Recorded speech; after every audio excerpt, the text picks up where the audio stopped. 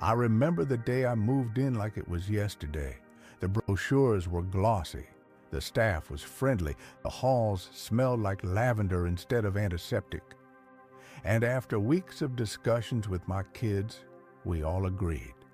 It was time. I told myself it would be a fresh start. No more yard work. No more worrying about stairs. No more being alone in the house where every room echoed with memories. It seemed logical, practical, even a little exciting. But just 3 months later, I was sitting by the window of my new room, staring out at the manicured garden and thinking one thing: what have I done?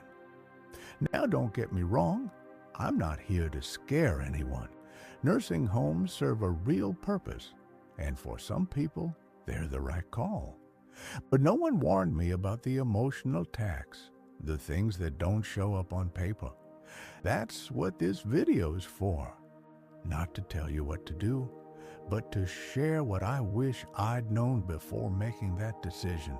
So before you or someone you love sells the house and signs that contract, listen closely. By the end of this video, you'll know the 7 most important truths about life in a nursing home that no one talks about. Some may surprise you, others may save you thousands, but all of them could mean the difference between regret and peace of mind. Let's start with the first one. Independence disappears faster than you think. When I first moved in, I thought I'd have control over my schedule. Breakfast when I wanted, walks when I felt like it, visits whenever friends dropped by. But in reality, everything runs on a system. Meals at fixed hours, activities at scheduled times, medication at 6 a.m. sharp, even if I was still asleep.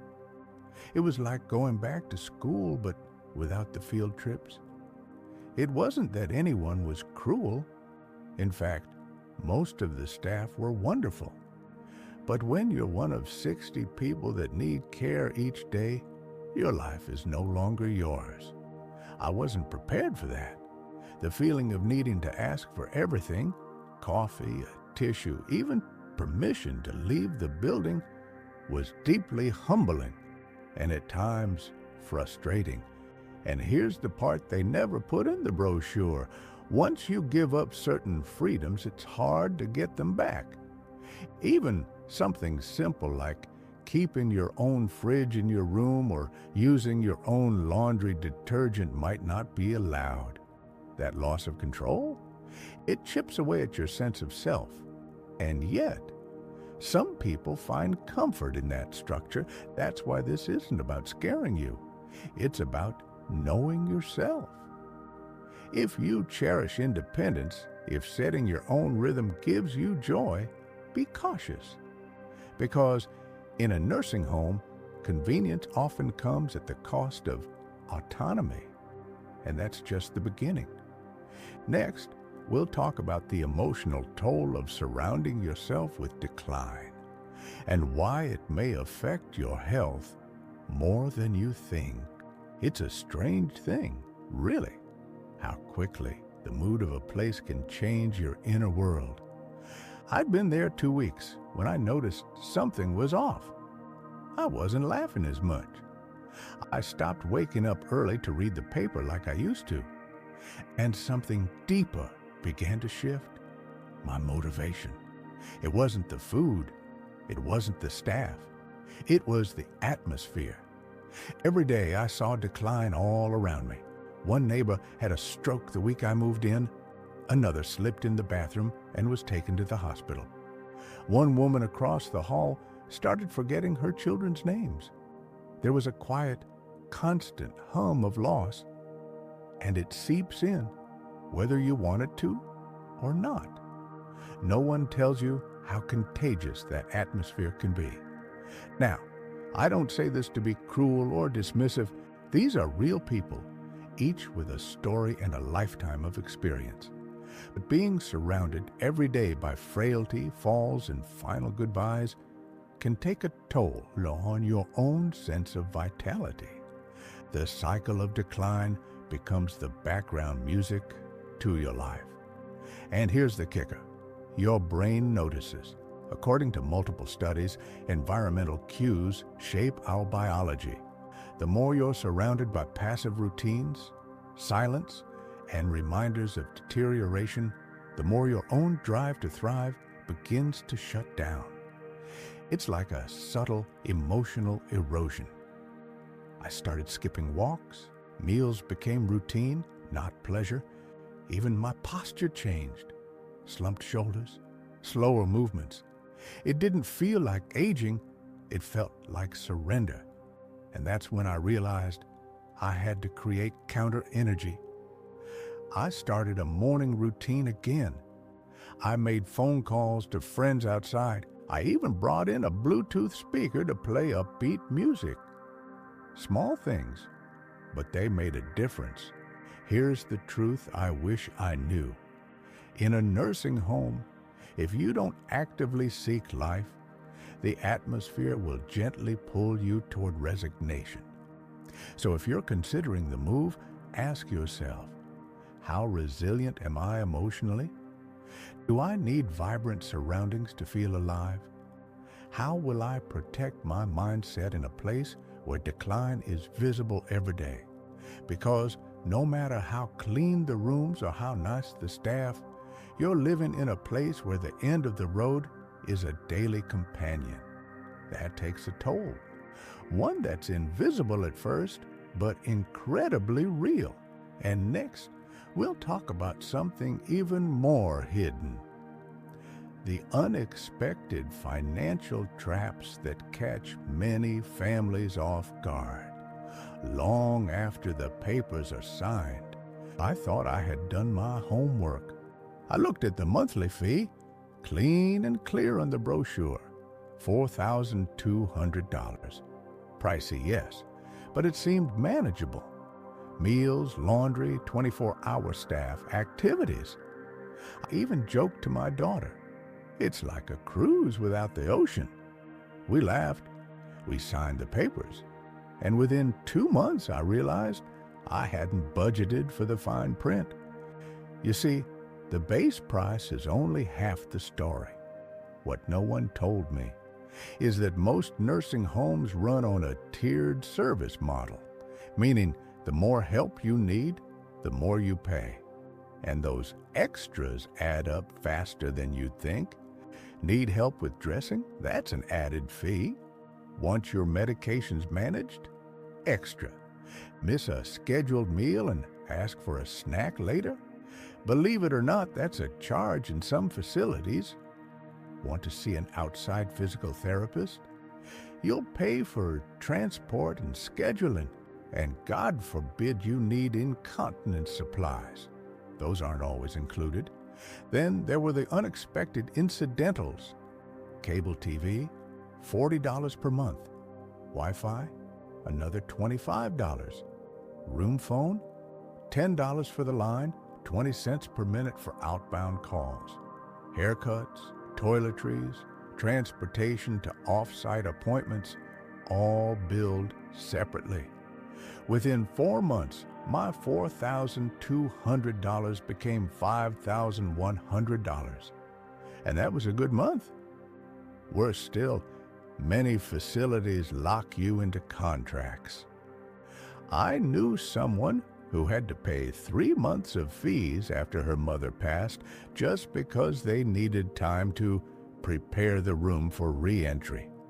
It's hard to argue fine print when you're grieving. And let's talk about the Medicaid myth. Yes, Medicaid can help, but only after you've spent nearly all your assets. You must be almost completely broke to qualify. And the process? Complicated, slow, and deeply stressful. One man I met had to sell his late wife's jewelry just to cover the gap before Medicaid kicked in. So here's the third truth I wish someone had told me. The cost of a nursing home goes far beyond the monthly fee, and once you're in, leaving is harder than you think. My advice? Get everything in writing, especially the add-ons.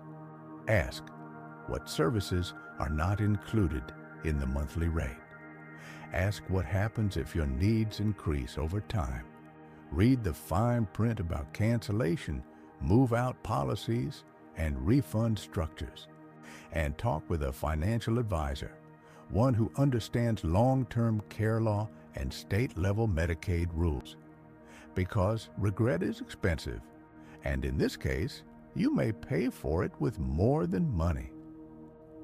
Next, we'll talk about a very personal loss I didn't expect. How my sense of identity began to fade the moment I stopped being a homeowner and started being a resident. I didn't expect to miss my front door.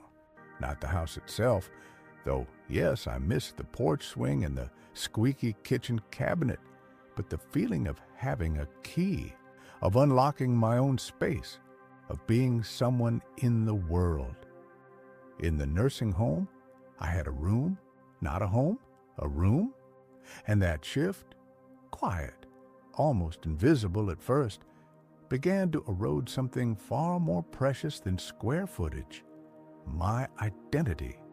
You don't notice it right away, you're busy adjusting, but over time, your name starts to matter less than your room number. You're in 204, right? Your lunch is ready, Mr. Martin. Do you want to sign up for Bingo 204? I wasn't Mr. Martin anymore. I was 204, a resident, a number on a chart with care instructions. I stopped being the neighbor who shoveled driveways in winter, the guy who made a mean spaghetti sauce, the man who helped raise 3 kids, fixed his own roof, and once caught a 32-pound catfish in Lake Erie. All of that? It didn't matter here. Here, I was a fall risk with arthritis and a daily meds list, a file in a cabinet. And that does something to you. You start dressing differently. You stop bothering to style your hair. You don't bring up interesting conversation topics because, well, who's really listening? The loss of identity is subtle but powerful, and it chips away at the very thing that keeps people vibrant, a sense of purpose.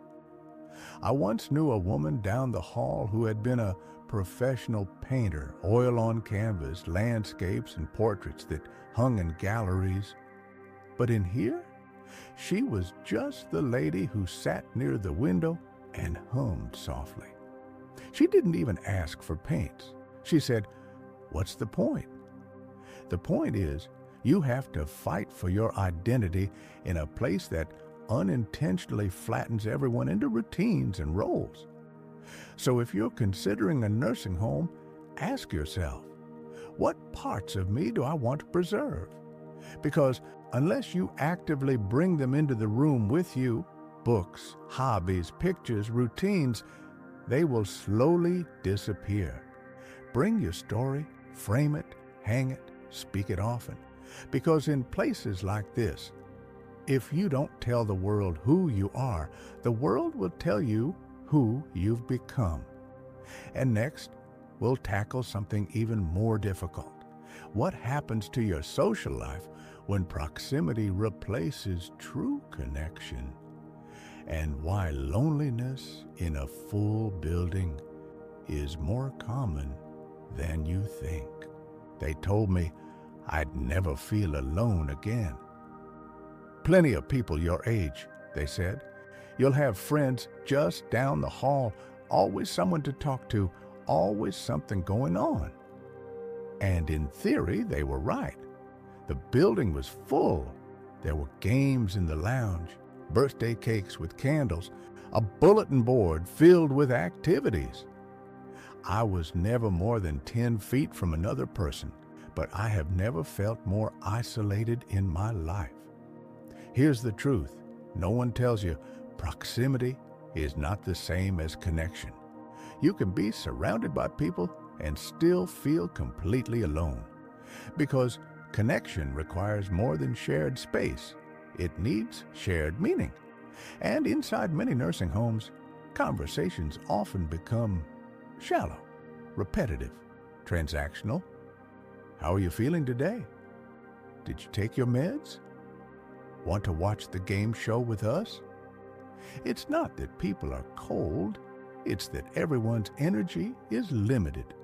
Many residents are dealing with their own pain, physical, emotional, or both. So people keep to themselves. They sleep, they drift, they disengage. You say hello in the hallway and they nod, barely. You sit in the dining room with the same faces every day, and after a while, you all stop talking. The spark of real friendship, the kind built on laughter, shared stories, inside jokes, that's rare. And the people you might truly connect with, they leave, they get sick, they pass away. In my first 6 months, I lost 2 table mates to hospital transfers and 1 to something worse. It changes you. You start pulling back. It feels safer that way. So you rely more on phone calls, visits, letters, and when those become less frequent, as they always do, you start to realize the walls are closing in. Loneliness in nursing homes is so common, it's considered a silent epidemic. And it's not just emotional, it's biological. Loneliness increases the risk of dementia, stroke, heart disease, and even early death. The body doesn't lie. It knows when it's missing connection. But here's the good news. Connection is possible. It just takes more effort than most people expect. I started writing letters again. I began organizing a weekly story circle, just a few of us, sharing one good memory each Sunday afternoon. I even got the staff to play old jazz during meals. It sparked more conversation than anything else.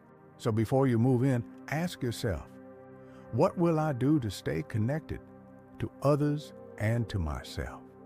Because the myth is that nursing homes are warm communities. The reality is that you must build the warmth, or you will go cold. Coming up, we'll dive into a critical issue families often overlook until it's too late. What happens when the care isn't as good as promised? And what you must do to protect yourself or your loved one. I didn't expect perfection. I knew the staff had a tough job. I knew there would be bad days. But I never imagined I'd have to fight for proper care. It started small. Missed pills, delayed laundry, meals arriving cold. Then came the bigger things. One night, a neighbor fell in the bathroom and no one found her for nearly an hour. Another time, a nurse forgot my blood pressure meds, and I didn't realize until I felt dizzy during lunch. When I mentioned it to the staff, they nodded politely. But the issue, it kept happening. That's when I understood something vital. Even in the nicest facilities, quality of care is only as strong as the people on shift that day. And here's what no one prepares you for. You have to become your own advocate.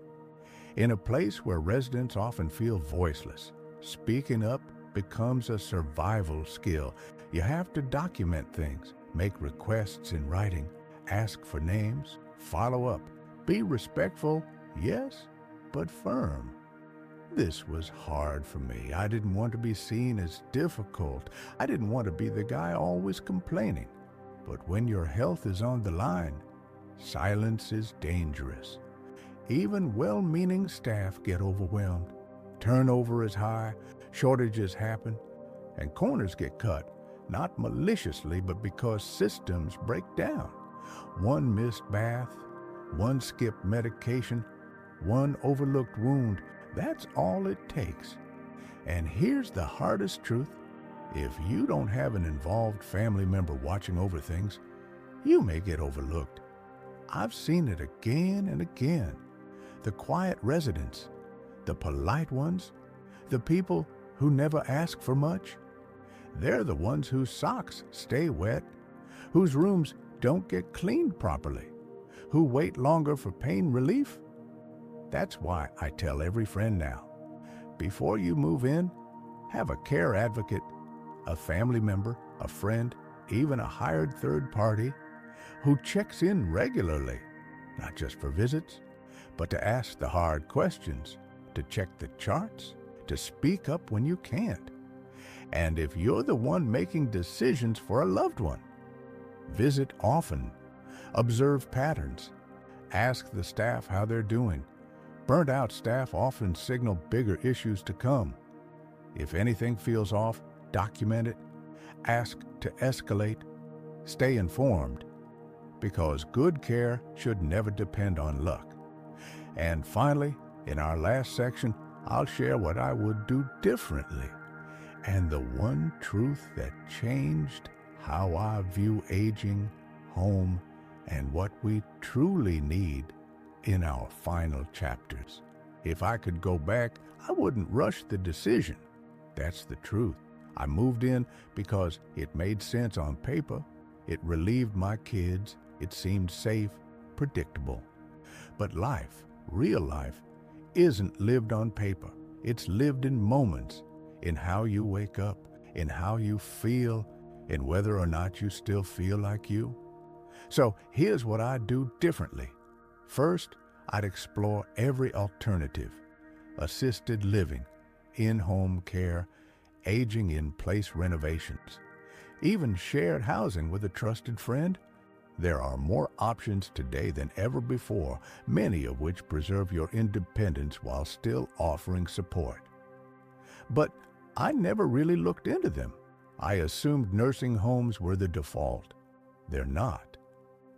Second, I'd trial the experience. Did you know many facilities allow short-term stays? A week, a weekend, even a few days. Just to get a feel for the rhythm of the place. I didn't do that. I should have. Because once you sell your house, transfer your mail, and hang your jacket in a new closet, it's not so easy to reverse course. Third, I'd have honest conversations about what I value, not just about what I need, but about what makes me feel alive. Autonomy, quiet mornings, fresh coffee I make myself, a garden I can dig in. These aren't luxuries. They're the things that anchor me to my spirit. If you're thinking about a move, make a list of those anchors, and don't give them up lightly. And here's the one truth that set me free even after I moved in. Home is not a place. Home is a feeling you fight to protect. You can create it in a cottage, a city apartment, a spare bedroom in your daughter's house, or yes, even in a nursing home. But only if you're intentional, only if you claim your space, your schedule, your soul. That's what I started doing. I put up art. I made a ritual of calling an old friend every Sunday. I wore cologne again. I told the staff my life story over and over until they stopped calling me 204 and started calling me Martin. And slowly, this place started to feel a little less like the end and a little more like mine. So if you're watching this and a move is on the horizon, pause, ask questions, speak up, get clarity. Because this decision isn't just about comfort, it's about preserving the dignity and spark of your golden years. And if you've already made the move and feel regret, know this: you are allowed to pivot, to ask for more, to demand better, and to redefine what home means for you. Don't go gently into this next chapter. Go bravely, go informed, and above all, go as yourself.